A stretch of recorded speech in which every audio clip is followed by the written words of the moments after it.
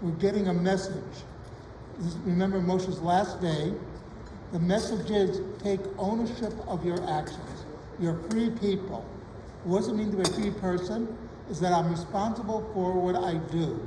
A slave is not responsible. If you have ever raised dogs or whatever, they are what they are. They're not responsible for behaving like their dogs. They're not free people. The difference between a free person and a slave is the free person is responsible. He takes ownership of his actions. And this is what this whole period that we're going through is about. When we talk about tshuva, we're really talking about accountability. We're accountable for what we do or what we don't do. This is really brought home if you compare Shaul and David. Shaul didn't take responsibility for the bad things he did with Amalek, or that when he allowed the people to take booty, because the orders are that when you destroy Amalek, you're not allowed to take any booty. You know, Shmuel came up to him and said, "What's going on here?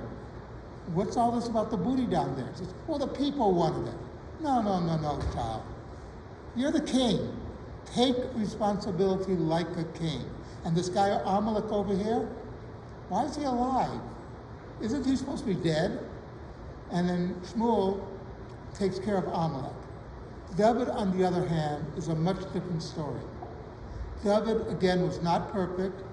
He made mistakes. The most famous, of course, was with Bathsheba.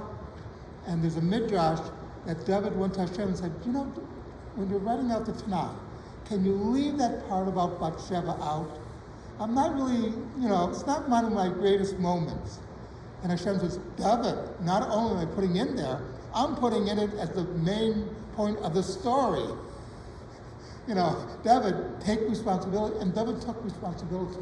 When Natan came to him, David realized that he had committed a sin, and he realized that he had done something wrong. He took ownership of his actions. And this not just for kings, it's for us as well.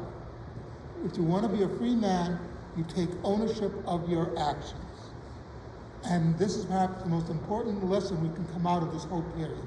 Because remember, Yom Kippur takes care of sins we committed against God. Sins we committed against our neighbors, you got to get their mechila, their forgiveness. What? Forgiveness. I knew that word was there with me, but you have to get their forgiveness before you go to Hashem.